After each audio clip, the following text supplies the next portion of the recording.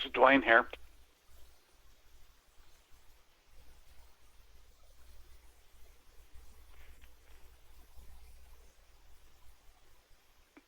Hello?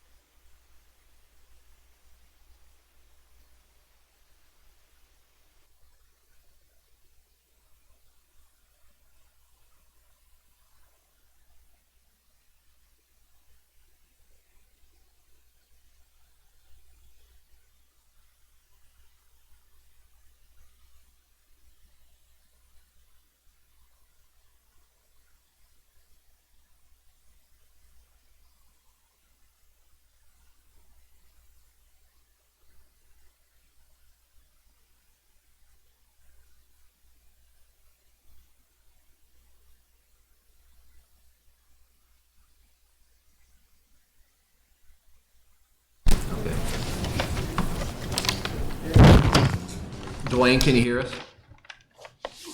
I have no computer audio, but I can hear Dwayne on the live YouTube feed. But I can't hear the microphones on the live YouTube feed. They're not feeding back in.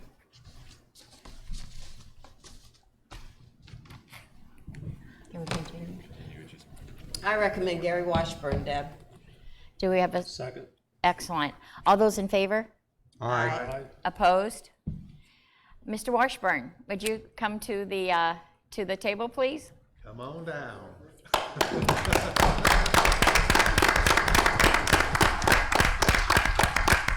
Deb, did you tell him about the initiation? Yeah, the initiation. You have to sing, "I'm a little teapot" with hand gestures. He can do that. With that being said, sir, would you accept the appointment to join the HOA board for the next 11 months? I will. Have a seat, sir. Thank you so much. We're very happy to have you. Wait till you find out where they stuck you. All righty, moving on to the agenda now. Barb, do you have some report for the January statement we just got for a financial review? Well, you were assigned to that. I did not. Well, actually, I'll just tell her. So Eric couldn't send me what we discussed yesterday. So we can go ahead and we'll do it in March for a January review. Do it in March for January review. For the month end January. That's what we have right now. Okay, so We you only want have- me to do that? Because you had assigned your name on that. Oh, I'm Financial not going to report. release that until Eric sends me his copy. Okay, gotcha. Gotcha? Okay. Actually, the reason we're talking about this is that we worked with First Services yesterday on a special report that we want from them that's actually going to allow us to identify our available cash through the end of the year. And that helps us know what projects, and I know there's more projects now than what we've already identified, and that way we can make sure we have the proper funding and what quarter we want to do those in. And he's tied up all day today in back-to-back other property board meetings. So as soon as he's got that formatted the way that we requested, it'll be a quick reference for all of you to see. It's a one-page quick reference. So we're going to have that for you as well. Could I just say one thing? Yeah, please. And let everybody know that so far we're under budget in everything except utilities, but over the course of the year that will even out to we probably will be under in that as well. And we are, was it 14,000 roughly? For the utilities, No, for the total 7 accounts. 17.6. 17.6 we're under budget through January for the first year, so we're off to a decent start. But don't be delusional. That's going to quickly go away. But better be in the black than in the red, right? Yes, and it may not go away. Well, yeah, let's hope not, right? Okay. And David, can you report on the pending financial statement corrections? Yes, actually, Eric is working with me on that as well. But right now everything is sort of paused until we get the bank signature changed. Once all of that is done and we have our new board members set up, which would be you and Pat, then the banking department will move on that, and it's already been sent to Spires, the CPA, Accountant, okay. right, for the changes that we've asked for as far as removing an account, removing the $41,000 developer line and things. So it's all in the works, and I would assume as soon as we get YouTube finished up on banking that we'll be in good shape early next week. Okay. Clean it up, right? Yes. Okay. Pat, I'm going to give the floor to you now that you're going to talk about our 2021 project funding strategies. Okay, I've gone through this, the original reserve study that was sent out, and I made two changes to the original one. The one I took out the $50,000 a year, that was a slush fund, because They called it landscaping, right? yeah, landscaping and every year for $50,000, landscaping and irrigation. And the only other change I made was the card reader. Since we've already agreed to do that this year, I changed the remaining useful life to 10 years. So I took everything that's coming in the next 5 years with their estimated cost of replacement and totaled that up, if you see the top gray line, you probably can't make it out from there. It comes to $117,000 would be what we would need in 5 years if we replaced everything, and that's actual cost. So this year, we're putting in $154,000. There are a couple questions though, like, the first gray line, the one item there, clubhouse electronics, and I think this is where we have to clean this thing up a little bit. $15,000 for clubhouse electronics. If we have need a new projector or something, that's something that's gonna be just really Already. budgeted in. Right. The second one was clubhouse interior paint and decor, which is fine, but then when you go down, when you get into the 20th year, we need $976,000, but you're talking about redoing the clubhouse for the tune of $170,000, which, why would you do that one fell swoop? It should be done Together. as we go along, paint a room, replace the carpet. So I think that number is kind of bogus. The big number, which really skews this whole reserve study, is if we decided that we ever had to replace the asphalt, and that would be, they're talking $600,000, but we have money budgeted every year to do asphalt repairs. That is one of the things that I really feel should be a special assessment at the time. And if you had to borrow $600,000 and you took 6% for 5 years, your payment would be $11,600 a month, or $57.24 a quarter. Say that again, because that didn't make sense. All Try it right? again. Well, you're talking about 700 and some lots at that point, because that's gonna be, when E comes online, we're gonna pull in an additional $408,000 a year in revenue, and our expenses will not go up proportionally. Excuse me, you said 700 lots? Well, 600 and- 600, yeah, I'm Okay, sorry. 603 Yeah. or 8, whatever it's gonna be. Yeah, Okay. so you would have, your $11,600 would be the monthly payment. Mm-hmm. And if you wanted to pay it off, like when we did the clubhouse, a lot of people paid it up front. It was like, what was that, Joe? $2,400 or Yeah, something? something like that. And this would be around $986 to pay it up front. So if we could clean, and we're still gonna work on this some more, I'm sure. Right. But there's a lot of items in there, and if we could clean this up a little bit and get rid of some of these items that really shouldn't be in there, we can fund this reserve easily. And, I mean, if you look at the last page, I did 100% funding, 70% funding.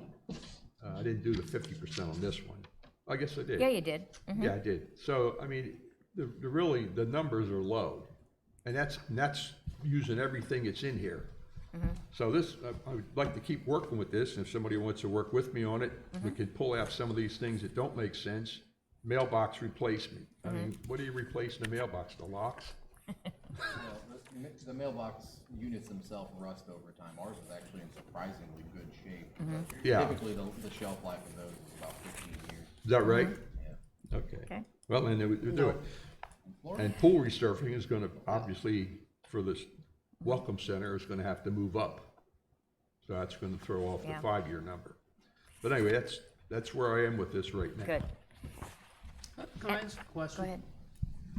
Go ahead. You mentioned a special assessment, and I gotta say, I'm not a real big fan of special assessments. Why not fund that over the time? I mean, the people that are living here are using the roads. If we know that we're gonna have to replace them, why not just put enough away to make it happen without a special assessment? Because that special assessment punishes the people that are in the park on that day. But over the 30 years, people have been using those roads and wearing them out. Well, yeah, and also the people have been here for 30 years, have been maintaining them, and spent $1 million to buy that clubhouse.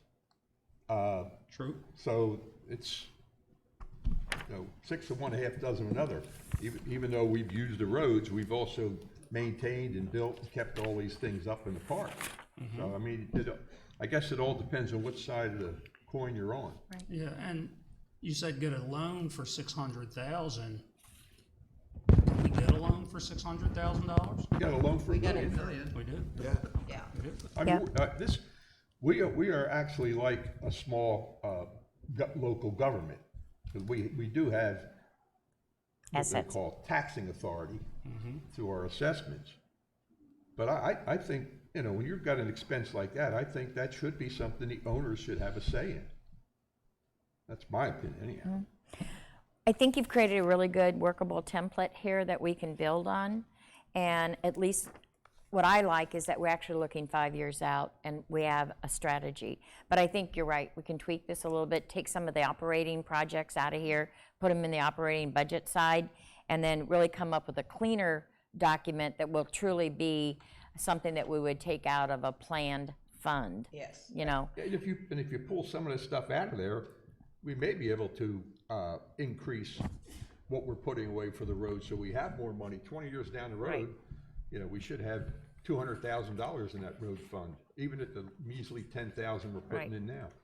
And just so everyone knows, you know, we're still under, for 2020, we're still under our financial structure that we've had before. We have a mandatory road fund, and then we have our contingency reserve. So this is actually a look into 2021 and for the next 5 years thereafter. But as you all know, we've already identified projects that we want this year, what quarter we're gonna put those in, the guesstimated amount, okay? So we already have that plan in place for this year. So this would be, again, 2021. Thanks, Pat. Excellent report. All righty. Under governing now, we're gonna go to the first service contract renewal. Barb, did you wanna just touch base on where we are on that right now? Sure. We've met with David's boss, the two first service, I forgot their titles. Matt, Vice President? Matt and Eric.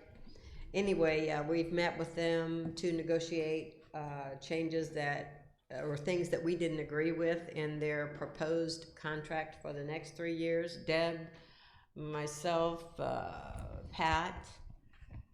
So we have made 3 attempts at negotiating back and forth, and we were told no on almost everything. We sent the proposed contract to our attorney to let him look at it. He has sent back some things he didn't like about it, which were exactly what we didn't like about it. So we've submitted it for last time to them, and we're waiting to hear back from them. The way our contract goes, it's for this last, the one we're currently under, was written for 3 years, and they propose another 3-year contract. The contract is up the end of this month, but we have a month-to-month ability to go month-to-month after that until we actually decide to sign or not sign a contract with them for a certain fee and an upcharge of 1% more just to stay with them and keep that continued existing contract until we get the final decision made by them and us together. And that's where we are. We're waiting to hear from them for that last and final thing. Excellent. And on the next item is that I'm going to give you just a quick update with our developer as far as the space that they'll be leasing from our Welcome Center. We, in the agreement, when we had turnover here at the park 6.5 years ago, we had to write an agreement with whoever the new developer was going to be, and for a while it was the bank that foreclosed on Avi, and now, as you know, it was purchased by Laguna Carib, an LLC. In that agreement, we agreed to lease one office space to them for $250 a month. We're going to honor that. We've allocated it as office space number 2 right behind the mailroom. We've also prepared an average utility cost. We actually looked at the total utilities for 2019 for the Welcome Center, divided that by the total square footage of the Welcome Center, and came out to a cost per square foot. And so that amount will be an automatic flat rate tacked on. And I believe Pat and Joe will be presenting that to them, because it is back from the attorney now, and they'll be presenting to them next I week. haven't seen the attorney's copy. Did he make I a sent lot it of to you changes? today or yesterday, but yeah, so you're ready to rock and roll with that, okay? And then you can just give us a feedback and an update on that.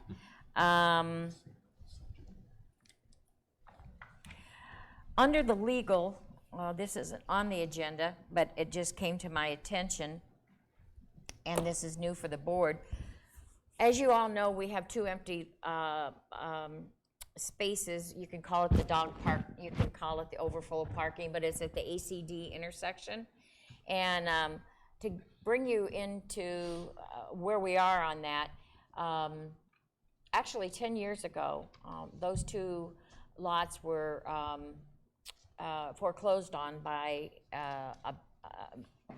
unpaid taxes, and it was owned by Avi Harpez. And so that was at a sheriff's sale. One sold for $4,000, and the other one sold for $5,000. It's D85 and D86. And I received from our attorney now that how we're proceeding, and the letter will be going out in the next day or two, that never have these two owners, and they don't even live in the area, okay, have they ever paid any maintenance fees for the last 5 years. Nor have we billed them, because we were advised that we couldn't collect on those. The good news is that our attorney now that we have, and we have a lot of faith in, feels adamantly that we are billing them back with a demand letter for 5 years of maintenance fees to the tune of roughly $25,000. And since they bought them for $4,000 and $5,000, we're hoping that they'll work some type of a trade out with us, and we can secure that property back, and it will be deeded to the HOA. And we certainly know we need the property as well for expansion, for whatever the purpose may be. So that letter is going out to those owners next week. So that's our update on another legal matter. Okay, I think we're on to the committee oversight reports now. On the social committee, I am the oversight of that particular committee, and I just can't say enough great about this awesome, awesome committee. They're self-sufficient, they're knowledgeable, they're hardworking.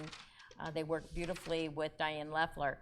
The only thing that we have that I want to report at this time is that when we had our quality assurance inspection from First Services that we requested 2 weeks ago, one of the risk management areas is our grills are in very, very bad shape. How many do we have? 3, 4? I don't even know how many we have out there. They're almost all rusted through. So the social committee is looking into securing options right now, and types and prices and things as such. And probably it's the end of the season. We may not get them right this second, but we'll certainly make sure that they plan for it, and those will be new grills that will be coming up. A couple of those grills we got out of the dumpster, from the dumpster. That was in our desperate years, right, Pat? That's right. All righty. On the finance committee, I've put a hold on this for the mere fact that I want to reevaluate if we want a finance committee. I want to talk to the board about this, and before we actually establish one, or if we establish one, I want to make sure that we have some clear-cut definitions of what their function would be. So I've just temporarily put this on hold, and together we'll work as a board to make that decision. I believe Pat and Joe are up next for any updates you may have on the e-development. You got anything? The only thing I have in talking with Dwayne the other day is he was a little optimistic of his success with getting through county.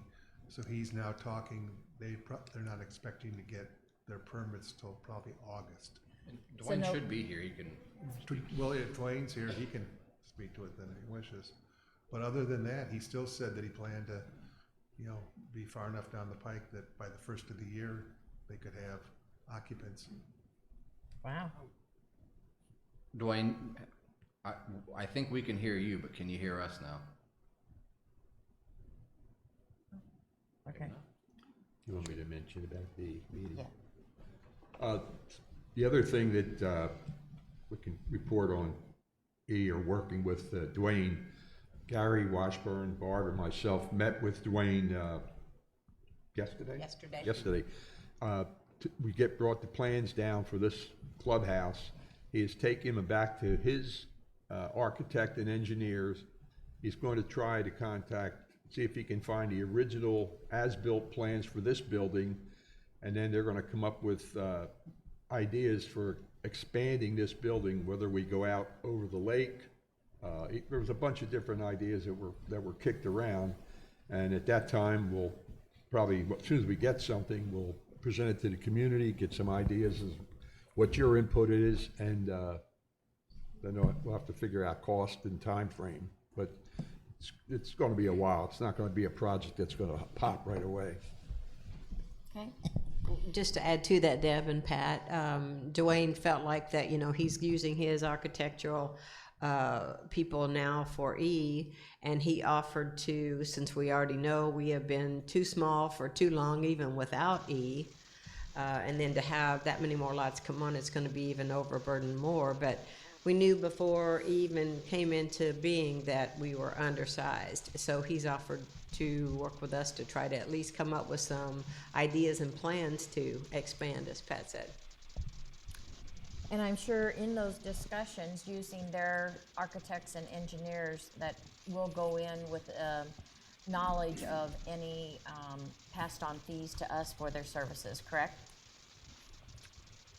We didn't get into that. We were kind of avoiding any fee issues. Well, I actually out and out asked him, is this going to cost us anything? Surprise. Thanks. Thank you for doing that. I did. Okay, so we know that that's a topic of discussion. Not that at needs this to- point. Yeah, okay, gotcha. Gotcha. This part is, I think, is just Yeah. preliminary on his dime. Gotcha. Trust me, I asked. Gotcha, okay. And next on the Facilities Committee, John Genovese is oversight on that. Do you want to talk about do you have an update on the pool, where we are now? Actually, no. Well, go ahead. Do you want him to take the pool then? If you wouldn't mind. Okay. Okay, well, thanks to, again, the Facilities Committee, Steve Nicoli, Tom Taylor, Mike Baker, and Tom Ritchie, mostly involved with that. There's also Frank Millar on the committee as well. Working with the electrician, the electric has been completed at the pool. The big electric project is done.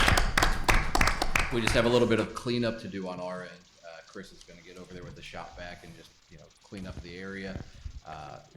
Looks good. We have proper power. Now that the electric was completed, AquaCal came back out to check our heaters, and they still have a couple issues with 2 of the heaters. They should be out here in the next few days. I think they're just waiting on some parts, and we'll get the 2 of our 3 heaters running. One of them is running perfectly. It's not enough to do anything when the temperatures are this low by itself, but we're thinking early next week, as soon as AquaCal gets back out here, we'll have 3 running heaters, and we'll also be discussing, I guess, putting in a couple new heaters. Are those heaters under warranty still, David, that you're talking about? So far, yes. Okay, For labor only. We're still under part. right. Okay, we are still. However, in the packet, board, you have a bid from Keller Pools. First of all, and this is the committee's recommendation after interviewing and going through a lot of work with other vendors. Not be in there. It's called Keller Pool, if everybody has that in front of you. No, we don't. Yeah, it's in there. It's in there. Yeah, Well, wait a minute. yeah, you do. I see it. I saw Keller. You got it, I don't Pat? have it in It mind. just says pool construction. You see Keller Pools down the side. Our packet's different. I see new. Barb, you see this? Pool construction? I'm looking, Pat, but so Mine far, doesn't no. have it either, I think. I don't have it. I had a blank page in mine, so I think our printer may have. I don't have That's it. okay. Oh, wait, it was in a package it's in this package. Yeah. Your packet from your meeting with Deb, not the meeting with me. But it should have been. Yeah. Well, let me just go ahead and read this. This is submitted on February 14th. This is from Keller Pools Construction, And they are proposing to replace 2 of our heat wave heaters, super quiet heat and cool heat pump. They have given us a $800 discount. The original price was $9,900 for 2, minus the $800 discount. They would also do the heat pump install, basic plumb in with all mics, PVC parts and fittings. It does not include any electrical work. It does remove haul away and remove 2 existing heat pumps and install the 2 new heat pumps for $300 was the labor on that. So the grand total for both combined would be $9,400. That is the recommendation from the facilities committee. Do we have any discussion on this? Where are they gonna be for? I thought we had them all covered now. We still have to have 2 No, more? this is the 2 that goes back probably a month now that we've been working on. Same ones. Right, so we have currently at this pool, 3 AquaCal heaters that were installed in late 2018, right?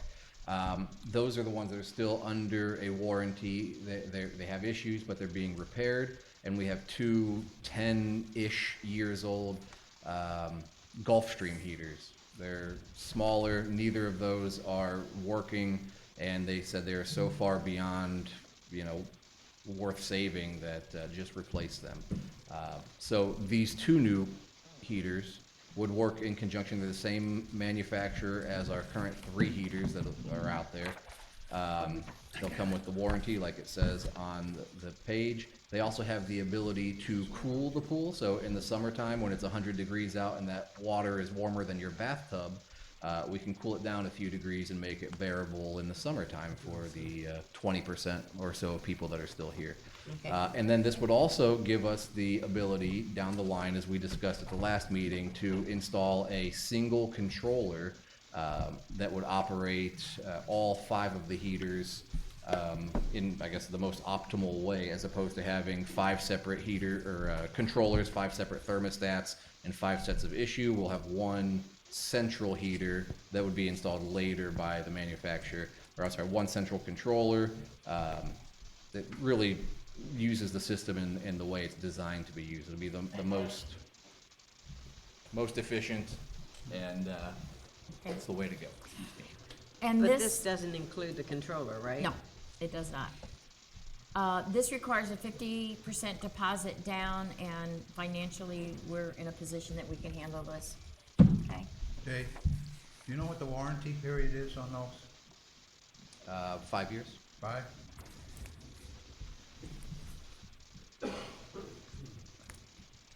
Okay, so, any more questions, any more discussion? If not, we need a motion. So moved. Second. All those in favor? Aye. Aye. Opposed? Let's get it rock and rolling, okay? With that, and we had talked about this, we're proposing to create a new floor for not only the pool pump area behind the tennis courts, but also behind the Twin Towers here, where the spa pumps are. First of all, it's very unsafe. It's unlevel.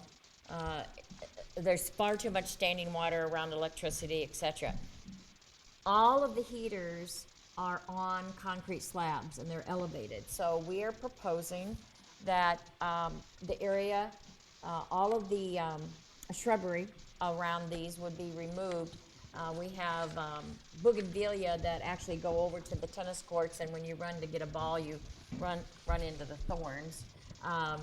But the other thing is to actually level and grade each of those areas, put down a fabric base, and 2 to 3 inches, Steve, was it 3 inches, do you remember? 3 to 4 inches of a quarter size gravel for drainage and for safety purposes. And I believe this was also noted in our quality assurance risk management. It's not if we do it, it's we need to do this. We have received 2 bids, one from Newell, and Newell's bid is $3,050. And the second one is from John Edwards, and his bid is $2,800. Is this John Edwards? Yes, it is. Can you read that 2,800 at the Yeah, bottom yeah. there? Yeah, It's hard to read, but you can see it. I can see it. Tell it, just right opposite. What was Newell's, Deb? I'm sorry. 3,050. I see it. Got it? Any discussion on that, folks? Do the very same thing. It's identical, yeah. It's apples to apples. It's a no-brainer then. Yes. And also, this is already at the Welcome Center pool, because that's the way pool areas really should be done. You can't put grass or any other ground cover there. It would only be dirt or gravel, which really is just mud 99% of the time, so this is. I make the a way to motion, go. we have John Edwards do the work we need done. Second? Second. All those in favor? Aye. Opposed? Excellent. Wow, maybe we can actually put this little fiasco to bed. What do you think? I know, don't hex it, right? Could be another one. You're so positive. As All righty. As Gilda Radner said, David, it's quickly, always can you something. give us a status on, I know the picnic tables are gonna be beautiful and all ordered? Yes, that is in process right now. Okay, coming from Fort Lauderdale, you told me? Yeah, Delray? Delray Beach, okay? Delray, but, And as you all requested, they're coming in teal, I do believe? well, yeah, Barb, you'll see the invoice come that we had to do it a different way because we couldn't put it all on the credit card, but you'll see the. Because invoice. what? We couldn't fit the Amount. total on the credit card, it was higher than our limit, but, you'll see the invoice for those and the quotes done in the process. Thank you. I was telling Barb that the invoice, will be in her queue for processing next week, Has it already been ordered then, David? yes. Do we have a delivery date? No, not yet. Not until they receive the check, but the order is processing. Okay.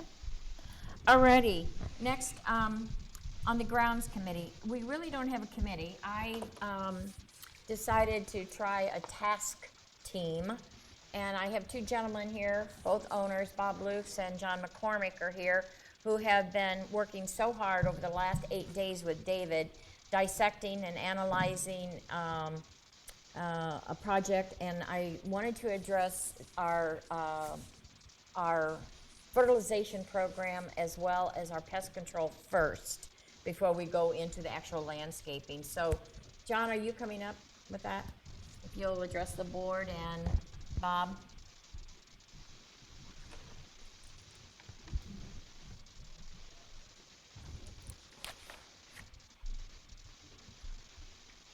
Come on up.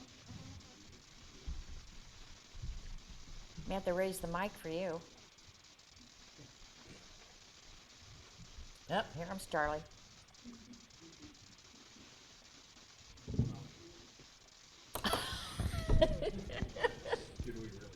Yeah, I know.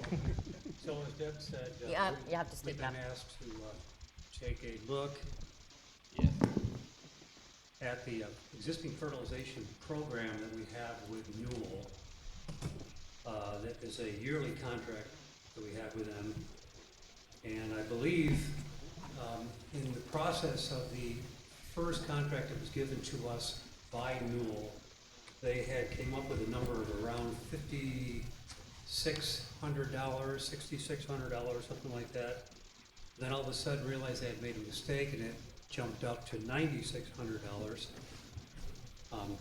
which I guess it kind of establishes the type of company that you're dealing with when you can't stand behind the number that you originally quoted. With that said, Bob and I Get closer. have gone through the entire park, looked at all the common areas that their contract addresses with regards to fertilization, pest control, trimming, treatment of palm trees, so on and so forth. And I'm not an expert in fertilization, but I've been in the construction business and landscaping for 50 some odd years. I rely on Bob, who is a landscaper, to perfect, You gotta get up. to establish the exact issues that we're presently having. I'm here to address, under a business aspect, what we can do about straightening out the problems that we presently have. So Bob, could you give us a little more information on where you think we are with regards to Newell? Are you telling me to get closer? Get closer. Barb, you're gonna have to kick them in the knee when they start backing away. Take the mic off and hold it. I'm afraid of Barb. She's already done that. So I don't think it's news to anybody that our plants, our lawn, if you want to call it that, our trees are in dire need. Fertilizer, we need pest control, we need more diligent maintenance as far as mowing is concerned, trimming. I could go on and on. In going through the park, we all see it when we drive in. There's imperfections. Start looking close, and like a lot of things at Cypress Woods, there's been neglect, and that's an understatement. So I just did a drive around one day and just drove to the entrance area, and I quit. I said, this is making me sick. For what it's costing us, it's horrible. And it needs to change, because in the long run, if we don't start maintaining what we have, just as this building, if we didn't maintain this building, it's gonna fall down around us. The plants, the trees, the lawn is, There's no lawn. there's no lawn. There's some lawn. There's, well, yeah, there is hope. We have an expert here that's telling us this. So I have a background in landscaping in Minnesota. That's what I do, 45 years. I don't know a lot about pest control because we don't deal with that in Minnesota to the extent that we do here. I don't know a lot of the tropical plants enough to call myself an expert on it, and probably know enough to be dangerous. So we made the decision that we need to bring somebody in that is an expert. In looking at some proposals that were submitted, looking at Newell's contract, the one that impressed me the most, and John, was what Aero Environmental Services had proposed, what they talked about. I agreed with everything that I've seen in Kyle's proposal. Decided to bring Kyle in to advise us. What can we do? What needs to be done? How dire are we? We're pretty dire. Okay. So we don't have any cost, anything at this point. We need to first establish what we need to do and go from there. Right. So So let me understand, so what we have now is because of poor application and neglect, we're at risk of losing a lot of what we have if we don't start treating them right. we've probably lost some already. Okay, Kyle identified some plants up around the Welcome Center that he said, you know, we're gonna work on, but probably not gonna be able to save. okay, There's other plants that, given the proper care and time, he can save them, okay, and they'll be very nice plants. good, He has some, I think, very good ideas. okay. I guess that's kind of where we're at right now. Okay. But I guess a proposal would be, we can't start with the whole park. We Right. don't have the money for it. Right, We might maybe start at the entrance. right, We might start at the Welcome Center, maybe come over to the Town Center, come up Cypress Woods Drive. right, Work on some of those areas. And I know this might sound biased, but there's a certain area in the park where some people put a lot of their own money into it, and we'd like to have it maintained. Lots I of those. So understand. we're hoping that that area would be Right. included in what we do. Again, Right. we have to look at numbers. So is Kyle ready to talk to us a little bit today? Okay. Yes. So, you know, we don't have a lot of time today. So can we keep it to 3 minutes or so, and then knowing that we have a lot more discussion to go? Thank you, Yep, no gentlemen. problem. Okay. Okay, So for the most part, what I focused on was the front entrance around the Welcome Center, basically what someone new to the community would be walking into, finding immediately upon arrival. When I first went to meet with David, I saw about 4 plants that were at risk of death from walking from my car in a parking spot into the doors. So right now, there's a palm about 50% chance of it living, even if I were to start fertilizing it today. Now, moving from the Welcome Center all the way up to here around the town center, that's really what I see as the most important areas where a lot of the focus is. So moving from here to there, I would say if this all started as good turf, you've lost around 35 to 40% of good turf already. Now, we can grow back some of that, but there is renovations that have to be done. I think seeding with Bermuda grass would be the best choice, most cost effective and most drought tolerant, which is the biggest issue that you will find here is drought. So I think doing that would be the best choice. Fungus and insects are a major problem, but they're not something to worry about right now other than the fire ants, since you don't even have turf for the fungus and insects to feed on. I think the most important thing for you to focus on is maintaining what you have, because the more that gets lost, the more renovation is needed, and the more cost goes into actually recovering it and then maintaining it after that. Okay. So that was really what my focus was on the couple hours I spent. There's many shrubs. Actually, just looking right here around the pool, just out this door here, there's several shrubs that are probably within 4 to 6 months of death. So replacing that would be more cost on top. Palms, replacing our palms aren't overly cheap. So maintaining what you have now is really what I see being the most important, but also making the property look the way it should look, I think is the way to look. Okay. So I think we're just at the very beginning of determining what we need, and I know price isn't something we can talk about right now. Obviously, it's going to be more than the $9,600 that Newell present. Well, we don't know that yet, but what we Okay. are going to do is, now that we've realized that we've got a problem, we need to get on it as quick as we can.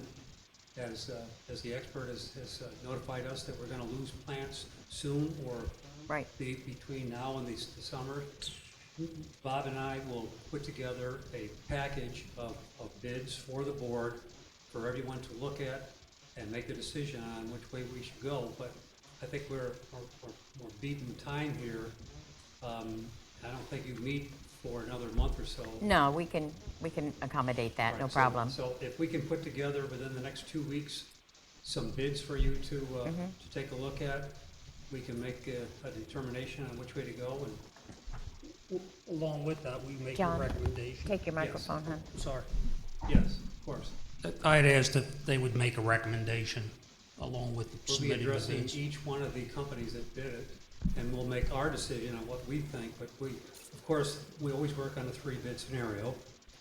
So we'll give our recommendations and submit 3 bids. Okay.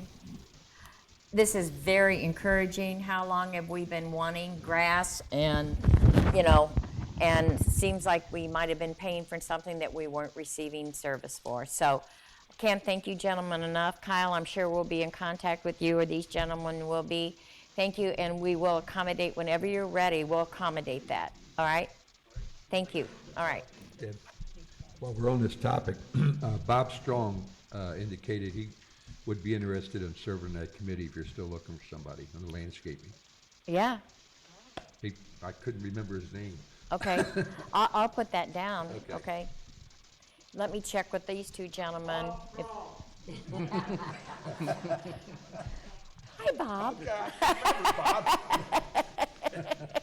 And his dog Cloud. All righty.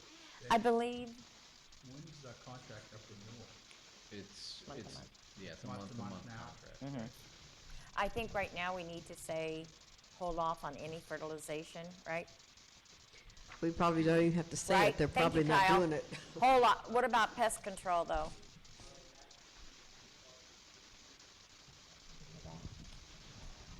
Okay. Tell them not to So you're apply saying don't do anymore. anything? Just tell them to stop the work until we figure out what we're doing? Okay? It'll be fine. Well, Okay, excellent. Jim, are you going to prepare a statement for us today? Okay, come on up, please. On the art committee now, Jim Roop.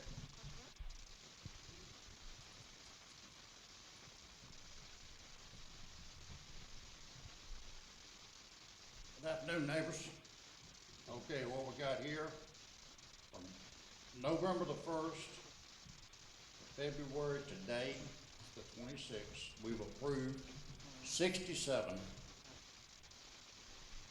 requests. We have 2 on hold. And we really need some guidance on this because it makes us look like we got egg on our face. Gotcha. Thank you. Do you have those 2 requests with you? Hear what they are. Yeah, well, yeah. Okay. Thank you. Okay, so we have, you might want to just stand at the mic for a second, so if I don't say it right, how's that sound? You know I don't like it. I don't care. Anyway, we have 2 requests here from owners to put up gazebos, okay? Now, it's my understanding that when an owner has an ARC request for a gazebo, we're gonna make sure that they're within the lot lines. Correct. We're gonna make sure that the color is agreeable with what we accept in this park. We're gonna make sure that the sizes are appropriate. And to some degree, but not as much as the county would, of how they're gonna anchor it too, right? Do you get in, okay, that's the basic of what you're looking for. Right. Okay, so we have no really problem to say, sure, you can do that, but guess what? You still gotta go to the county and you still gotta get your permits, right? What we do on the very bottom of that request, we circle it. The and disclaimer, manipulate okay? And just if you haven't seen it, it says, the disclaimer that the ARC committee has on this form says that the owner is responsible to verify if any building permit is required by Lee County for installation of any item requested.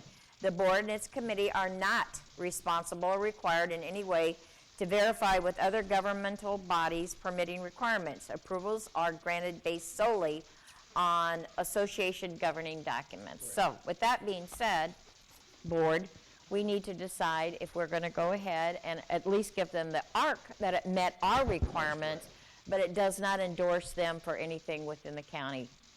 Right, and just to sort of clarify the situation here, the county does approve requests for gazebos, but that doesn't mean they approve every type of gazebo. So, we are zoned for it. That was done earlier in the year, as Emily Campos said at our annual meeting. The zoning was completed, but you do have to go through, get an individual permit, and some gazebos, whether you're having it custom built or purchasing out of the box, I'm not sure which ones out of the box would be approved, but some, it is possible to meet code requirements, get a permit, and do that. But the association is saying, as long as you meet our specs, it's up to you to take that final step and do it. So a permit from us is not a county permit or permission from the county. Those are separate permits. I make a motion, we continue to do that. Yeah, Second? Yeah, the one person who got a citation, the county tore up the violation and said, put your gazebo up. We're gonna look at this, because Lee County is the only one that really had this requirement. That's right. So they just have backed off. So I think if somebody wants to put one up, we put up 3 this week. Okay. Well, Okay. and just to clarify that point, a lot of people have said, since we sent an email saying we're stopping, approval of them in-house, we had, I don't know, 25, 30 of them that have been approved over the last year that still have open ARC permits. So these things that were going up weren't being put up without permission from us. They were given permission before we put the temporary hold on them until we could regroup and figure out if we should continue to do them. So I don't think anyone was breaking any rules. They did have permission from us before the stoppage. So Barb, you made the motion. Pat, did I hear a second on Yep. you? All those in favor? Aye. Opposed? Excellent, thank you. Alrighty, Mr. Genovese, would you give us an update on our document rewrite? Sure, so, You'll have to put your, yeah, where we are with the document rewrite, we had a first go-round with the documents,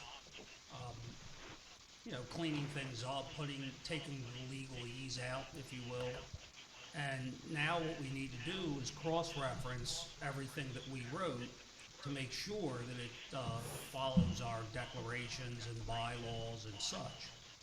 Because these documents can't create new laws, they have to go by what is already here. So that's the next step, is for us to take care of that part of it. Okay. Now, I will also report Barb is on other committees now. She's requested to back off this committee. Do you also need a teammate, correct?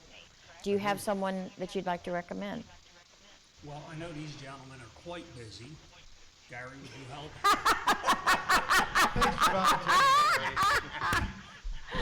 Absolutely. You'll love it. Put that in, you up to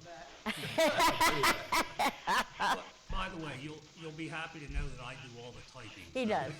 Yes. Will you accept that, sir? Yes, I will. All right, of course you will. Can I make a recommendation that at least maybe the next time you meet or one of the next meetings, get the facilities committee, I'm sorry, not the facility, the ARC committee involved. You know, there's lots of things that come up in our meetings that need clarification in the current rules or maybe in the proposed rules from a few months ago. So bring them into the loop because there's a lot of nuance that needs to be. And I can tell you when we were writing them, we had asked a lot of questions of that committee, so. You are still looking for 2 owners? Yes, I would love to have 2 owners that could help. We need 2 owners that would like to work through the summer on conference calls. Usually about every, 2 weeks we would meet. And if you're interested, please get a hold of John Genovese. All righty. And that goes for the people watching this video as well. Right. Just making sure they can hear it in the video when you're talking. Right. Okay, project report updates on our maintenance area. Yeah, we haven't really gotten very far on that yet. We've Okay. had some brief conversations and we'll start digging. Work in progress, right? Alrighty, water management. So as you all know, we had paid for a survey by Southwest Water Management, and this is for our drainage issues, all right? And Randy Payne was working with them. He secured a bid, and board, I believe in your packet here, you are going to see a bid. That's in the one that I printed today. Okay, let me get to that. Last page. Yes. Okay. So basically, and I'm going to try to say this in the right way, and somebody can stop me if I'm not saying it right. We have 3 areas that need to be looked at before we can resolve our issue. The first and the easiest one are the Cypress Woods owned swales, okay, that are basically behind D section. The next one are the county-owned swales that line Country Lakes Road, okay? And the third thing is looking at actually, do you know what the third thing is? I have to think what that is. But anyway, we're gonna talk about 2 of them Yeah, today. I'm not sure which one, because I have more than 3 that you're talking Okay. about. So a Yates Excavating Company that was founded in 2008 has presented a bid to Randy. And the way I'm going to explain this, if you'll look at the very first item, it says clearing of the Cypress Woods section. Now, that's roughly 400 linear feet is the responsibility as far as our ownership of that property. And his bid is to grind the ditch or the swale out. Right now it's root bound, it has lots of weeds, it has some trees. And his bid on that portion that we would have to assume is $3,200. The next portion of his bid is for the Avi portion. That's roughly 1,000 linear feet.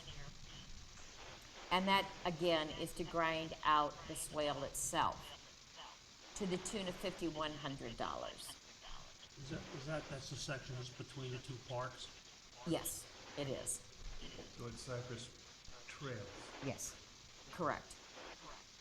The third portion of the bid is to reestablish the proper slope of the entire drainage ditch. That's $1,800. Excuse me, is that, or is that slope to the drainage ditch? It's the slope to the drainage ditch, so we have the right pitch, okay? So that's $1,800. The next bid is to actually clean the ditches at Cypress Woods. That's $800. And then excavating of the shared ditches is $1,500. Now, the next thing is cutting, I think it should say off, of the overflow box. Right now, we have some overflow boxes that are raised cement, and they're so high, unfortunately, that any water cannot spill over into them. Now, he's saying, though, that he thinks the original people was Southwest Water Management that put those in, and that technically he will not do that job. He says we should contact the people who put it in originally because it's too high. The elevation is way too high for any water overflow. And also, we need to have a survey done to find all the irrigation and communication lines that was done first by the original construction of the community. Now, if there's any digging to remove stumps within the swale, that's going to be an additional charge of $85 an hour. Then after they've cleaned everything out and sod or seed the swale would be an extra charge. And if there's any large debris, and he said there really wasn't, he said it would be $350 a truck to haul the debris out. He has a 2 to 3 week lead time right now. And I said, when is the time, really peak time to do this type of work? And he says during your dry season, which is now. Once it starts raining with the monsoons, I guess it's a nasty, muddy job. His reference is County Lakes. He's been serving County Lakes for 3 years now. He cleans their swells. But I did ask him, I said, on a scale of 1 to 5, 5 being one of the worst, nastiest conditions that he's had to correct, he says, I'd put you in about a 3. It's not the worst I've ever seen. I asked him if he could get his excavating equipment back there. He said, yes, I have smaller equipment. I have no problem getting access to these areas. So then I was real frank. I said, you know, when we had the survey done, we were prepared and told that we're looking at maybe 50, 60, even $100,000 to correct this problem just in the swale area. I said, why are you bidding out $12,400? He says, I'm a 2-man operation. I don't have the overhead. I have smaller equipment, but I have maneuverable equipment. And he says, I'm just a working man's man, and this is my price. That's all I can report to you because I wasn't in on any of these conversations with Randy with him. Or have you actually gone out there, I Deb, have. and you see exactly what they're talking about? Well, I know the area. I got the actual footage from him, the linear feet.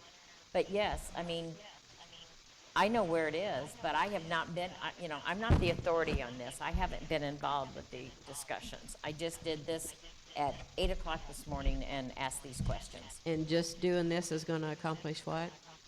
To let you know it's a work in progress, and I don't think we're even close to, making a decision on investing this at this time. No, I mean, what will it accomplish if we did it? All right, so This is step 1. Go ahead.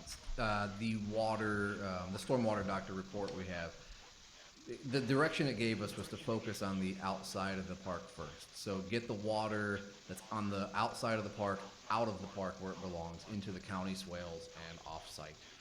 Then we would start moving water from the inside of the park to the outside of the park that's already flowing. The swales that are on the border of D, they're one part of that. When we talked about $100,000 for estimates of clearing swales, that wasn't just this section. We have swales all over that need the work, which is why this is significantly lower, because there's 3 other huge areas that would be needing to be done in the future also. And the county swales that line Country Lakes, that's something else where we have to see if the county's even willing to come in and invest their funds in Right. doing this. Right, I think we would have to show need that, hey, we have ours done on our side, water is making its way into the culverts and trying to exit the area, and it's hitting an obstruction on their end before they would do anything to clear those. Have we gone to the county to be sure that we can even do what we want to do in Nope. this? Nope, Randy didn't get to that point. Nope, Because it has to be done before you can do anything. that's absolutely correct. I'm just giving you an update. Yeah, Jim, we got any commitment from Avi on this? Because we've been beating on that for some let you- time. So, I was working with Phil, who's Avi's maintenance guy over there. They kind of held off waiting direction from us, and Avi's portion of it, if they were to clear that out right now, today, and get the water flowing behind D section through Cypress Trail, it hits a dam when it gets to our swales that are completely Believe me, I clogged. live there. So- Yeah. Right, so, Phil was already out here, he knows the situation, and we can get him and show him what the next steps are now that we have this bid and show, we can't or shouldn't ask them to do their portion until we know we're moving on ours, because it'll just create a worse situation for Cypress Woods. And that swale right now, I don't know how many people have seen what it is. It's filled, there's trees that are down in it. Pavers, people throw their potted plants away back there. They think that the drainage for the park is a good place to discard, Christmas trees and plants that they don't want anymore. So, this is how we got into the mess. I mean, it's not a. Well, it also stuff falls in or. Of course, there's full trees growing in there because it hasn't been maintained for 20 years. Should this area be put onto a maintenance, I mean, we're talking about maintenance schedules for other things, should this be one of them? Yes. Yeah. Good idea. Yeah, there's companies that typically a preventative maintenance program for a stormwater system includes, really just checking your swales. In most cases, in the summertime, or I'm sorry, in the winter time like this, you would just walk out there, pick up the sticks that fell in, there's a couple of trees sprouting up, and you can weed whack it down, and it's grass or some sort of ground cover. And it's a ditch and water flows through it. I mean, there's not much to it, except ours are so far gone that you can't, Never been done. you wouldn't even know. I mean, Yeah, they've there's also full- silted up pretty deep. Yeah, right, exactly. It It needs also to be what, graded, Pat? needs to be fixed. Silt. But once it's done, then you keep up on it pretty easily, and part of that is also the culverts. You're supposed to get your culverts, cleaned and cambered every couple of years, and I don't believe that's ever been done. But that's all part of the same thing. Once we get the water where it needs to go, now the culverts won't let it out of the park, and that's what this drainage in the corner. It's not, I don't think it was put in by South Florida Water Management District. They don't do construction. They would have just approved the initial plans. And when they approved it, they may have planned on the ground being higher than it is there. So I think the swale and the ground around it was just, either eroded or installed or cleared to be lower than that drain pipe was. So right now, we need 24 inches of water before it spills over into the drain and discharges out to Country Lake Road. I'd like to go to the community and solicit if we have an excavator of expertise. I know that we literally just have a brand-new owner who lives up in Canada, and he's a developer. We just closed on him last week. His name starts with a B, but he I know has some expertise in this, and he has already volunteered that he'd like to get involved in anything that he can bring to the community. So if you know of anyone else, but I would like to at least go to this gentleman and talk to him and see if he'd be interested in helping us walk this thing through and see what we need, okay? I can talk to my neighbor across the street, I know Dave. he has a company too. Question, if we pick and clean our section, and Cypress Trails does nothing, it still helps us flow, correct? Yes. All right, Oh, yeah, definitely. yeah. Yes, sir. Jeff Chatzel, 835. I've done a lot of what you guys are talking about over the years. The pipes you guys were talking about that are so high the water can't get in them, it was probably designed that way on an initial downpour. It pools, comes up, and then overflows from a certain point to keep the pipe from getting clogged up. It dissipates through the ground. Now the swales, you gotta survey it and get the high and the low and go from so you can pull a grade. And why they're talking about doing the slopes at one time and then the bottom, and you pull that whole grade at the same time. You just do it, and you start with, at the point that you need to drain to, but you've gotta have an intake and an outlet. And that's the best way to do that. Of course, down here it may be different, but we did a lot of them up home, and we're talking miles of them, not just feet. And that's where we put them in. You cut the grade, you cut the flow line, all at the same time. Jack, would you be willing to work with this other owner who also has expertise like yours, just to keep this I thing would. going? I'll get his name and get you guys brought together, but, you know, this is over my pay grade, definitely, but I appreciate yours, so if you'll be willing to work with him, I appreciate it. I'll give it a shot. Okay, and I'll get you the report, too, Deb? that you can review the report Yeah, I would Deb? see it. and the bid. So This is I'll Dwayne. have that to you next week. Okay. Okay, thanks. This is Dwayne. Can you hear me? All righty. Hello? Do we have anything on our water volume or water pressure condition? We're on hold. Got it. Good. Do we have any report right now, probably from audiovisual? Nothing there either. Okay. I think, Mr. Genovese, you're up on looking into our possibility of adopting electronic voting for our community. Yeah, so I found a company that is actually here in Florida, started here in Florida. It's a professor up in Jacksonville that does this kind of thing. And there's a couple different levels that they have. One is that they can simply do an electronic ballot. They would suggest purely an electronic ballot. The second level is an electronic ballot with a reminder postcard being sent to the house. That's the second level. Now, where they actually recommend somebody starts is with them sending out the ballot package to all residents, allowing them to vote by paper if they want to, but driving them to the website to vote. In the first year, they say you'll get, you know, a portion.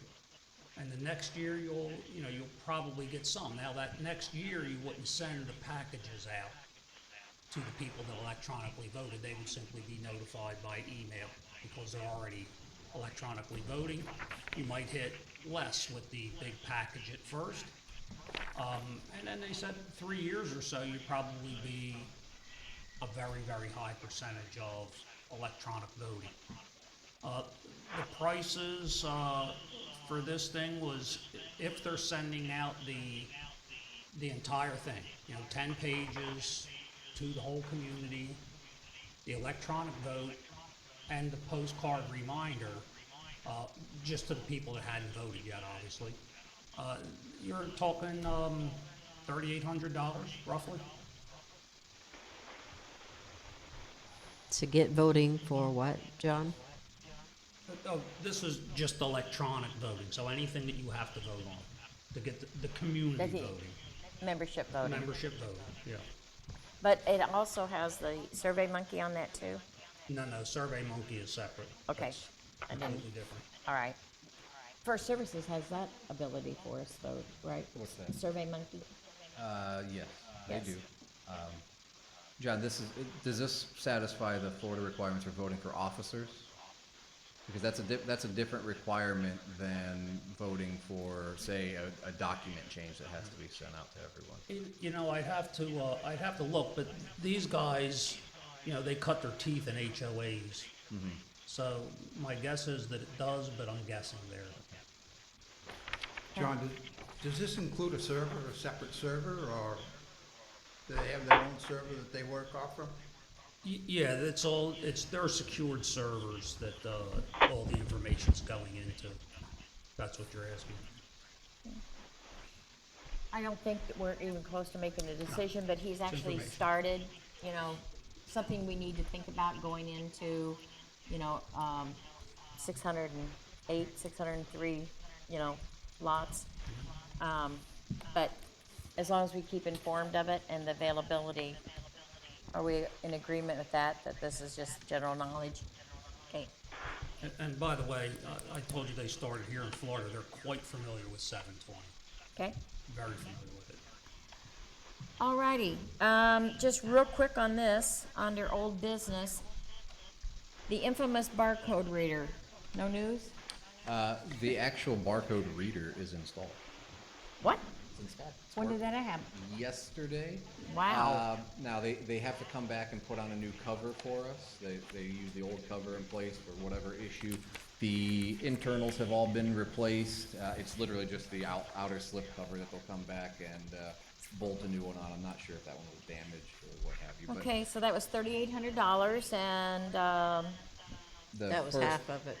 The first half was 38. We owe an additional 3,800, but right now it is working, and you know, all of you truck drivers driving F-350s, 450s, and you know, almost semi trucks, you don't have to get within 4 inches of the reader anymore. You can drive at a safe distance, and it should be working.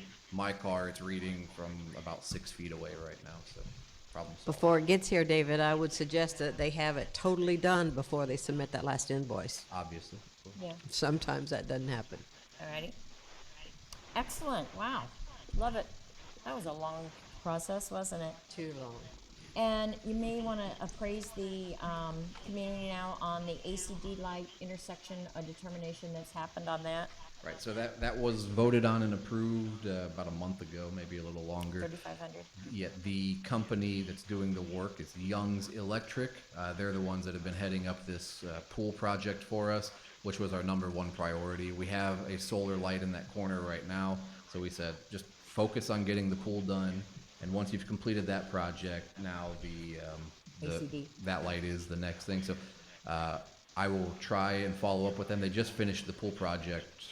I mean, this week, maybe today, yesterday. There may be still some little tweaks left, but we'll get a date and see when the pole arrives and the base and whatever else they need, and we will get it scheduled. But again, I told them hold off because they were trying to schedule all of it at once for us, and I said we don't want to wait on the pool to get the ACD light, so Good decision on that. Okay. it'll be done next. Okay, we have some new business that we're going to talk about. Can I invite Virgil Collins up, and I believe all of you in your packet? You should have from Mr. Collins the packet I gave you.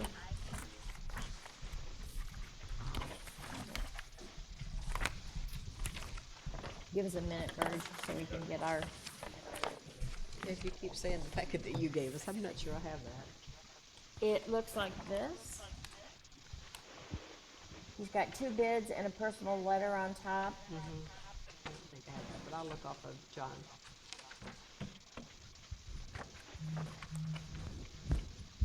Joe, you got it? Gary, do you have it? It starts 5775 Burwood Court. Is on the,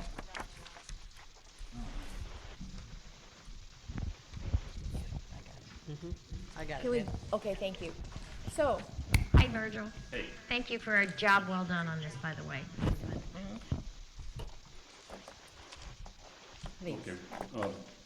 In front of you is a letter that I prepared after seeking the advice of many shuffleboard players, and you'll see many of them represented here today. We have over 17 here today represented in the various shirts, the green shirts, and some without the green shirts. But anyway, we've got a situation where our courts have reached a point where they're in disrepair. They need to be totally resurfaced. And if you look in the letter, if you don't mind, I'll just read you part of it.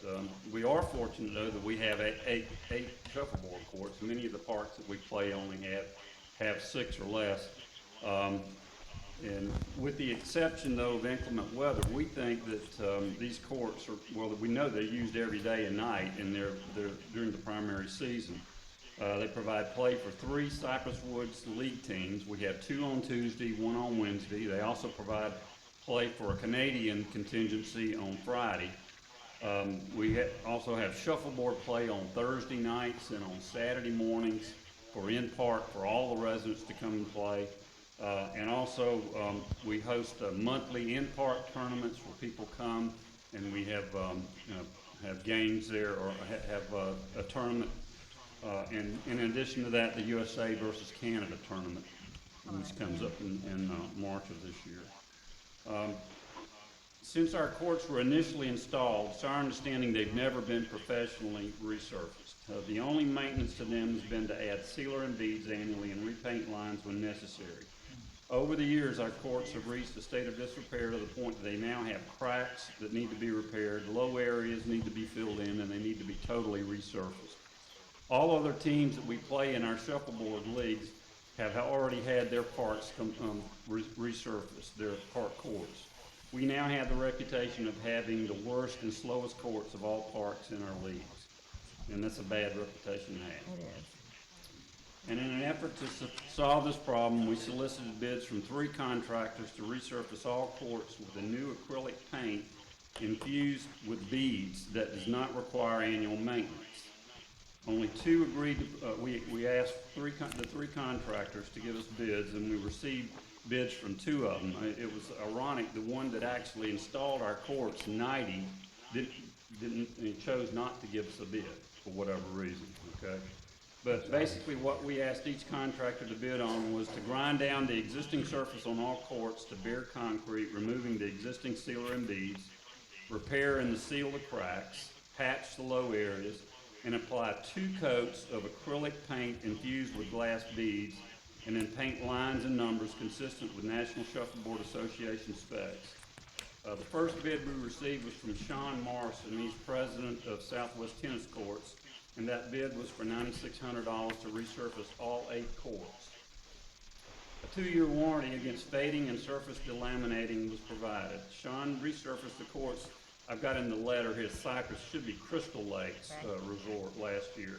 Ed Gookie, former Cypress Woods resident and current Crystal Lakes board member, said he's very pleased with the quality of Sean's workmanship and the products he used to surface their courts.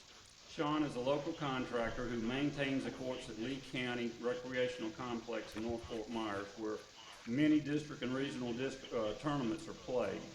The second bid we received was from Jeff McClure, area sales manager for Fast Dry Courts, for $17,925 to resurface 8 courts. And the only warranty he would give would be on a primer sealer that would have cost an additional $72.95 to apply on top of the work that he was going to do to match what Sean was already going to do for $9,600. 4 versus. 25, yeah, 25,000 versus. Yeah, yeah, exactly. No brainer. So, right. So anyway, we're requesting that the board consider hiring Sean Morrison, Southwest Tennis Courts, to resurface all of our 8 shuffleboard courts for a cost of $9,600 this year. Okay. I have a question, Virgil. Yeah. I noticed you said that a lot of our neighboring parks that y'all play with all the time have had theirs redone. Do any of these parks that you're talking about, are any of them, any of them use either one of the, did they use either one of the companies you recommended? Yes, Ed Gookie said Crystal Lakes Besides used them. Crystal Lake, I mean? They had 6 courts, and it cost them $7,950 for the 6 courts. It works out to $1,325 a court. He's given us a price of $1,200 a court. So it's a very good price. We know what kind of work he does. He does quality work, and he'll stand by his work as well. Do you know when they had theirs done, Virgil? They had them done last year. So there's not really a time frame, to look at them, I guess is what I was going with. But they are immaculate. I mean, some of the best courts. And we've got some people, if you want to ask any of the people in our shuffleboard league, the quality of the courts that they have and what we're playing on, there's no comparison. What's the lead time on this? He said he can do the work in like 2 to 3 weeks unless there's bad weather, okay? And how long Okay. of the construction? No, I mean, what I'm trying to say is that it'll take him 2 to 3 weeks to do it. We don't want him to do it until September, okay? Because at When that league point in plays over. time, he can do it in September, they'll be ready to play in October, and our league play begins in November. Yeah, that's exactly right. Can I ask Can I, question? sorry, Joe. No, you go ahead. Virgil, you mentioned grinding and patching. I mean, sometimes patchworks and cracks doesn't work all that well. Is this something that's known that they can fix? Well, what he has told us is that, and he's identified in his, if you look in the bid, he's identified 4 courts that had areas that needed to be patched, and he identified the size of the patch. But he says, I can fill those in.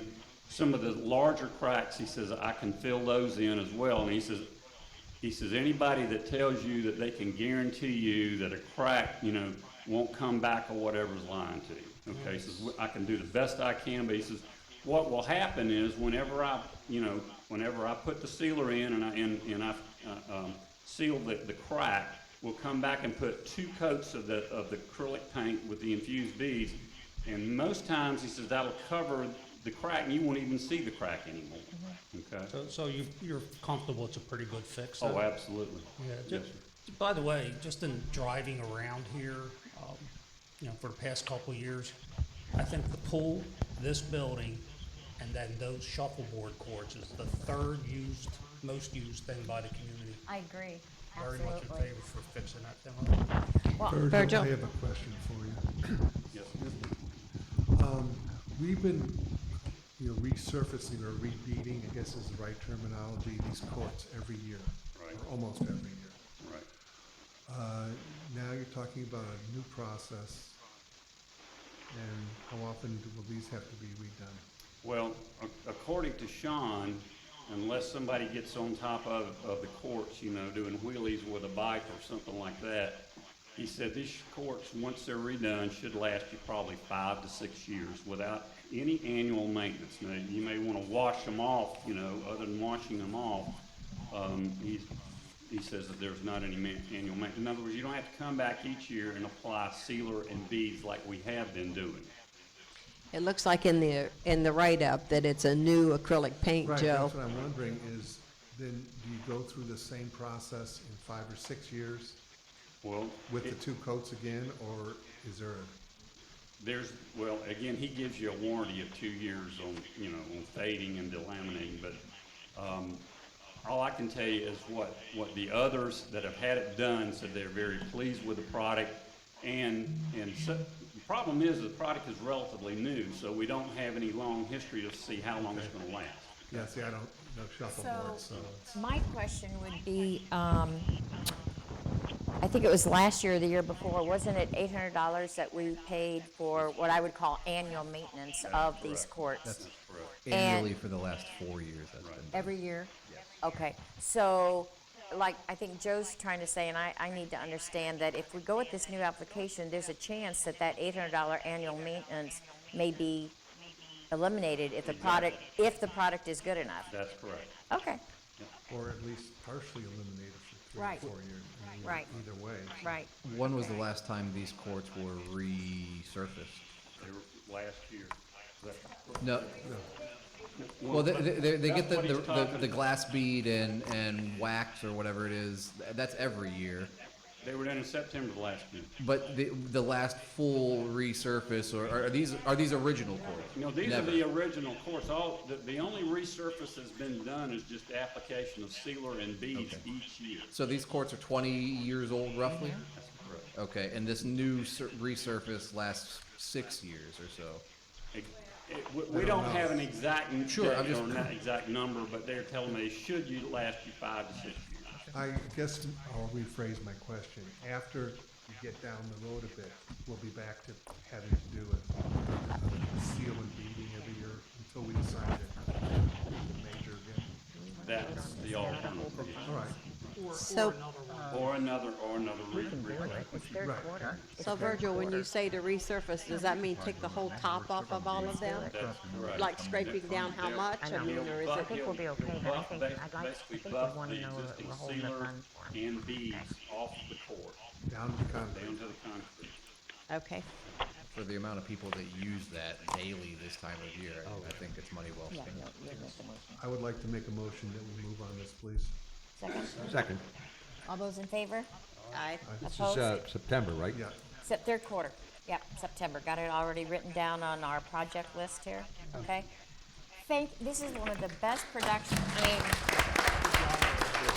the way your team proposed this, researched it, I mean, Wow, you make our jobs very easy. We just have to write the check, right? Yeah, and that, I have a Well, question. we can have for them you. write the check. 40% deposit. He's asking for a 40% deposit, you know, upon Acceptance. acceptance of the contract. Is that gonna be a problem? Well, I think it's a little early out to do that. We get closer to We're September, gonna reserve the perhaps. funds for you. We're giving that commitment now, but I'll get back with I Sean. got a I think problem I can with work. work it out with Okay. Dave, and if we don't have to cut a check right now, Okay. I mean, do you wanna hold up that kind of money for that many months? I agree. But just let him know that you've gotten the Okay. commitment on the funding. Okay. Okay. Thank you very much. Change this reserve study. Thank you, Virg. Yes. Yeah, Virgil, I think you get a cut of that. They've only been asking for this for a lot of years since I've been here. They never asked for a meat line. They've always- All right. Yes, they I have. think we only have 2 more items, and we're gonna ask Mr. Genovese. He's got an idea, I love it. And if you'll kind of present it in short note, that would be great. No, you will.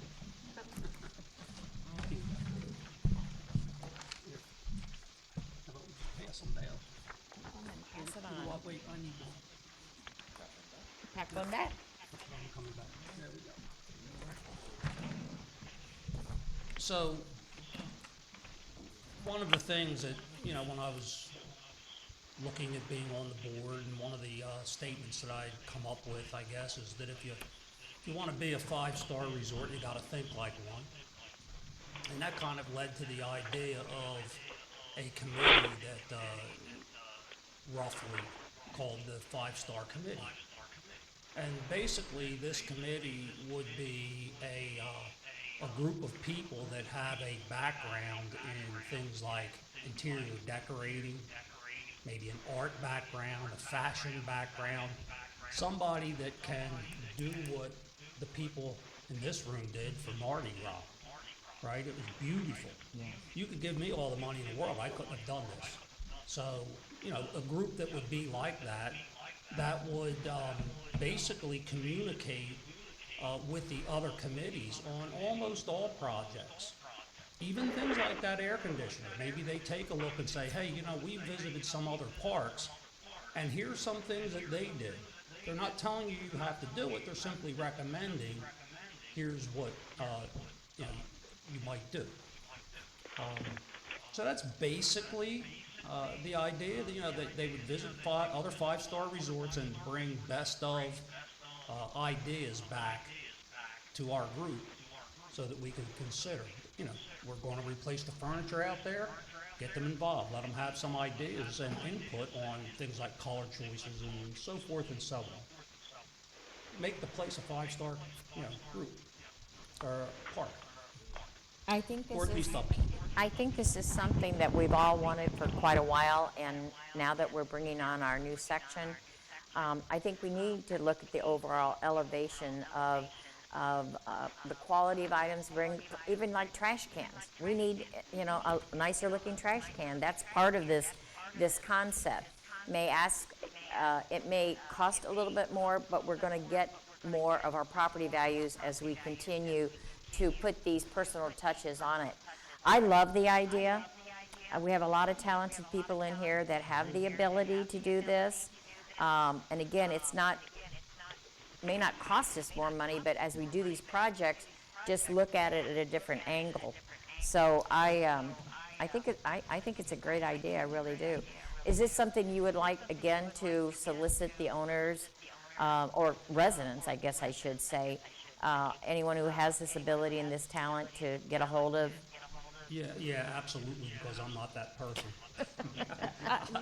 Deb and John both, I have a basic question.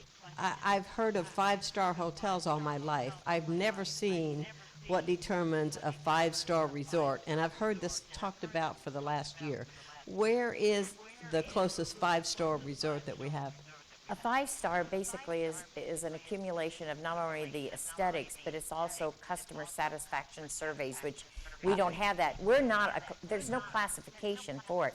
We're using it as just an explanation or a vision. But no, these aren't ranked. Yeah, I know I was at a resort called Aztec, I don't know if anybody's ever been in, and it's on the other side of the state. And when you go in, you know you're in something special. It's a different place. AAA rating, you know, that is a certain status, you know, and I there's. understand what they are. Yeah, but I'm gonna say that I don't even like to even say we're a 5-star because there's no rating system for it, and there's no customer surveys, there's no satisfaction, there's no quality assurance inspections, there's nothing. So it's just a name for something. It's a state of mind, I like that, yes. So, but I do think there's talent in this resort that could certainly add this. So solicit the owners. I think if they get the grass looking like grass in here, it'll go a long way. 'Cause I've Amen, heard that from brother. people that rented. Yes, it would. Yes, it would. Do we have to, need a motion or anything to make this a standing committee? Why don't we see how many people are out there that are interested, okay? Okay. Well, let's just see if there's people interested first, and then we could, Is that something we can put out from the, yes. Send this page out. This is Email? what- This is the Perfect. idea of what it is, and yeah, we're looking for volunteers. Yeah, we Perfect. might- Give us a couple days to clean this up a little bit. We'll make it more presentable for community. Yeah, cool. The last thing I have on new business is our dumpster issue. We had a situation happen last week where we have on video, we know who it is, decided that they could take one of their washer-dryer combos from their RV and just throw it in the dumpster because it fit through the dumpster door. So something that we're going to actually look at after we call our vendor is if we can modify the opening to a smaller opening, which would help reduce some of these items that shouldn't be going in. So that's just something in the works. And, Smaller than a couch, that's exactly right.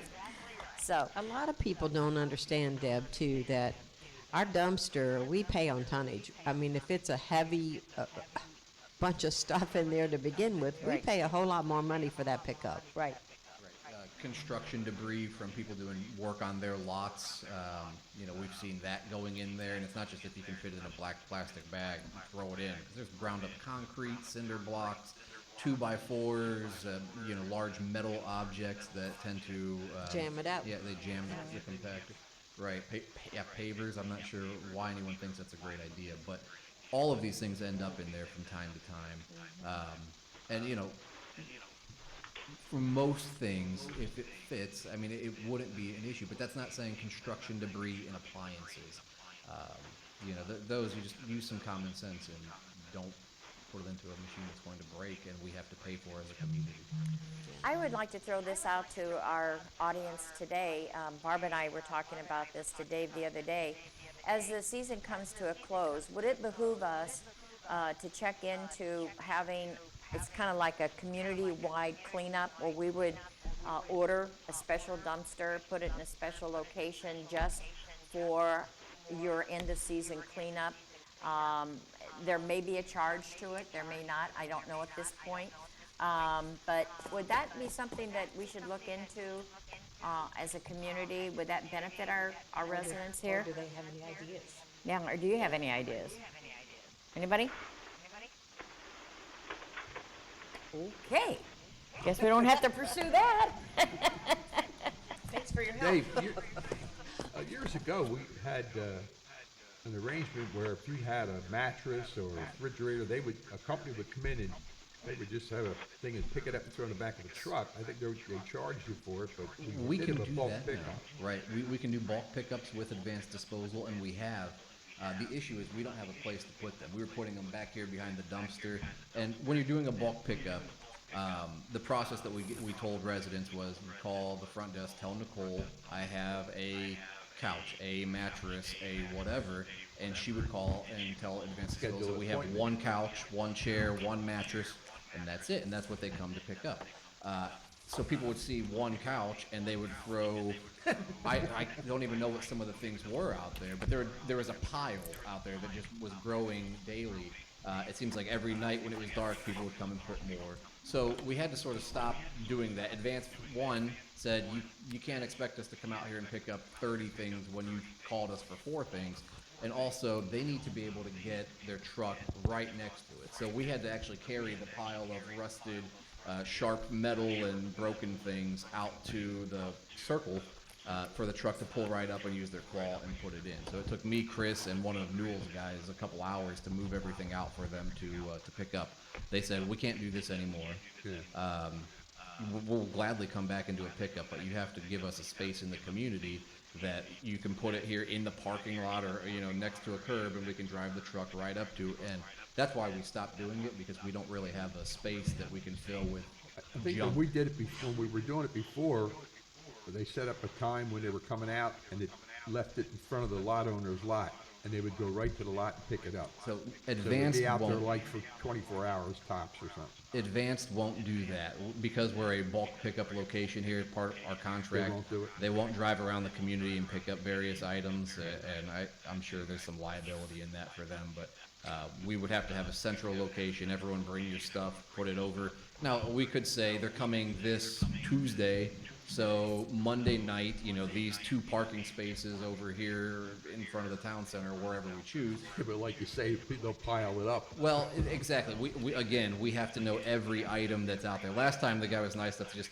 obviously he'll take everything, but their process is that they need to know specifically what they're getting. Is it 1 couch? Is it 4 chairs in a dining room set? Whatever it is, they need specifics, and that's where Do they charge us for that, David? Did they charge us for that? I thought they did, but It wasn't in the billing. well, then no, they didn't charge for that. We Or if might it was need to- added to the not a, No well, change. to our regular pickup schedule, I think, or to our pickup Yeah. bills, not a separate billing, but I don't know what the charge would be. Minimal if there is one from them. I mean, not enough to make, because all of our bills vary anyway. Like you said, it's based on weight, so when people are putting cinder blocks and things in there, you're increasing our bill, by quite a bit, just so you don't have to throw away your own cinder blocks. John? Can I ask a question on a different subject? Yeah. Microphone. Yeah, so, a week or so ago, whatever it was, a few days ago, we came in, the arm was off, and then I heard that the film was missing a segment or something, so it didn't show who broke the arm. No, we know who broke the arm. Oh, okay. Well, we saw the vehicle. It's a black F-350 or 450. It's hard to tell at night, but you can tell by the wheels and by there's sort of an emblem on the front grille area. Yes, and I want to correct you on that. In the original, there was a skip in the tape. You called, Yeah, that was for the dumpster when we were trying to Okay, figure and- out who threw away the washer. and they did it some type of a They just reset they or something? yeah, they reset us in here and reset the DVR, and we were able to get that. So we also know who knocked off the arm. We watched the video of them slowly push until it fell off, and then they actually backed up and left. So Yeah, this was Dwayne a- was there. He picked the arm, moved it up. So this was at 1 in the morning on, I forget which night it was, a few nights ago. Happened, the whole incident was from 1:09 a.m. till about 1:18 a.m. before they back out, and we saw them exit the community and drive down Luckett. They were in the barcode reader lane. So I don't know if they were having trouble getting their barcode to read, if they were supposed to be here. Those cameras are not very good at night, but you could tell what kind of truck. So if you see a dented and scratched, black or dark colored F-350, ask them why they ran into our gate. It could have been they couldn't get in. It's 1 in the morning. They thought maybe if they pull close enough, it'll open up. And by the time they bumped it, they didn't push it all the way off. They hit it enough, it fell, and they probably backed up and said, okay, I didn't mean to do that, and left. But in any case, we know who did it, or we know roughly who Well, did it. so it was off the whole next day then? Well, no, it shouldn't have been off the whole next day. When it happened, the gate greeters in the morning found it, or whoever found it, and put it back on using the same Then it must have nylon been nuts. off twice then, because Saturday afternoon. yeah, Saturday afternoon, I was coming back 7:30, 8 o'clock at night, and it was off. Found the nuts. If that happened after the fact, it may have been because when it was put back on, They just use the same nylon nuts that hold it in place, which they're made to break away so, you know, it doesn't damage the arm or a vehicle if someone hits it. But they're only made to be used once because it strips out the thread. So you can thread it back on and it'll kind of hold, but a few times going up and down and it could have broken itself loose and just fallen off. If you know what time that was, I can look up on the camera and see if maybe someone else knocked it off. But the one that we found was the other night at 1 a.m. Yeah, when I came in, you know where the arm module is, the thing was laying like this. Yeah, The lane goes like this. that happens, and we have cameras, so we can roughly tell who did it. I'm saying somebody placed it there because it was so Yeah. perfectly straight to the thing, sir. The night of the Mardi Gras, the block party, Dwayne was following somebody out, and they knocked it off, and then they took off, and he got up and moved it out of the way, because he didn't know where to put it. Was this an exit gate you're talking Because he called me, I swat. Yours was an entrance gate. Yeah, I don't know which gate it was. Well. He saw Yeah, it knocked this was it the off. entrance too, so, you know, those arms, they're made to be knocked off. I mean, they can survive a few drops before they just look too bad and be put back up. So, Okay. everything is fine and back together. LEDs are working, so no issues there at this point. Okay, I think we've come to the end of this meeting, but before I do, I just want to thank everyone that has the interest to learn firsthand what's going on in your community. I hope you spread the good news. I'm very proud of what this board is accomplishing right now. There's a lot of contribution on owners and residents' part to make these committees work and be effective at what they're doing. You know, we just spent 1 hour and 45 minutes, and we just knocked out a lot of work and a lot of goodness, I think. And I hope that you see how hard this board is working for you and the other owners that are on these committees. I'm proud to be a part of this group, and we appreciate all the support that you give us on this. So you have something. Okay, thank you.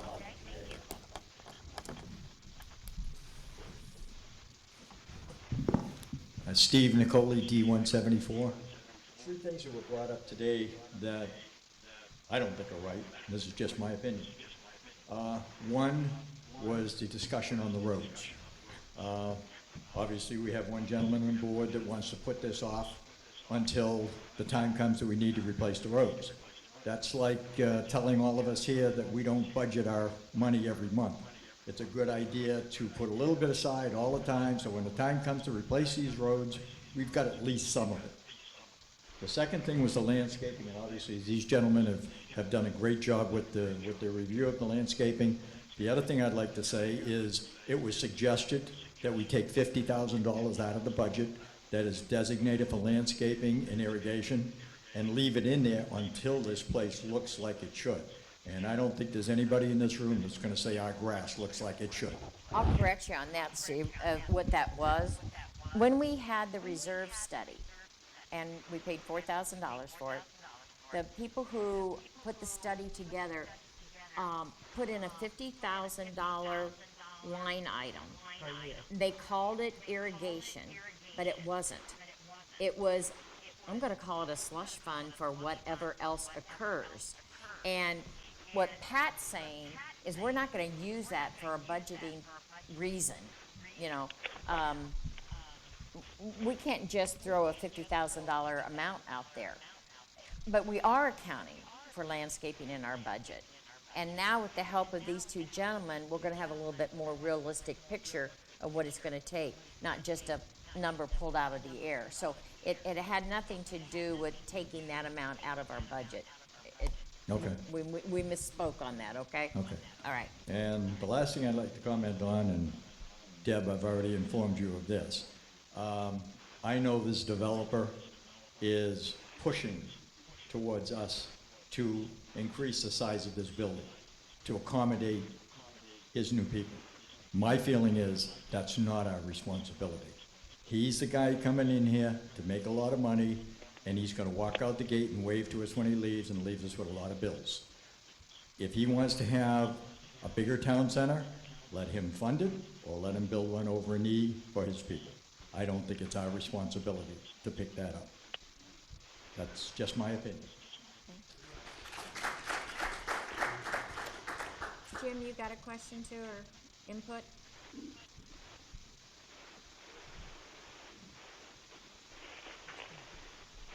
I just. Can you hear me? Hey, Ah. The man's gonna be here tomorrow, no, I'm sorry, Monday or Tuesday, and install a flag. Nice, nice, nice. Hi, come on up, please. David Lyons, D181. This is bad news, a little bit of bad news, but not devastating. I think you need to assign road shoulder maintenance to a committee. If you walk along the main road in here, there are several areas where there is significant erosion. If you walk at night and you have to step off because there's traffic both ways, you're gonna break an ankle. Thank you for It will that. not take a lot, it's not a big deal, but, you know, some cold patch, some gravel, Let me whatever it ask a takes. question. Was that on the risk management? It should be. It should have been, I agree with that.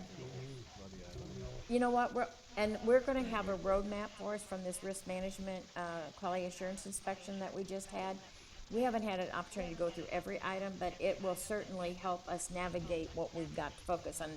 But I'm gonna add that, and I thank you, Mr. Lyons. Good, thank you. It not only, Deb, will remedy the slips and trips and falls, but it'll help the roadway not erode away too, or get Right. chipped away. Right. So, yeah, just having asphalt up to the edge, you know, anytime a car drives off the side or even rain Right. falling off or rain puddling on the side causes that to chip and break away.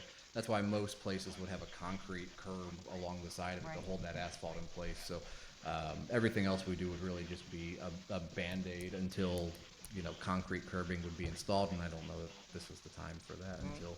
Just dirt to keep it, it's eroded, that's what it is. That's what we've done in the past is we filled it in with dirt and put sod over it. We did? Yes, we did. Couple areas that we did, sure. Anything else? Oh, I thought you wanted to talk.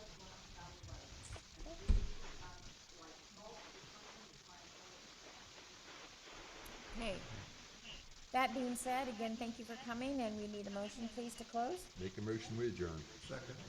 Okay, we'll see you next time. You gonna put that before that?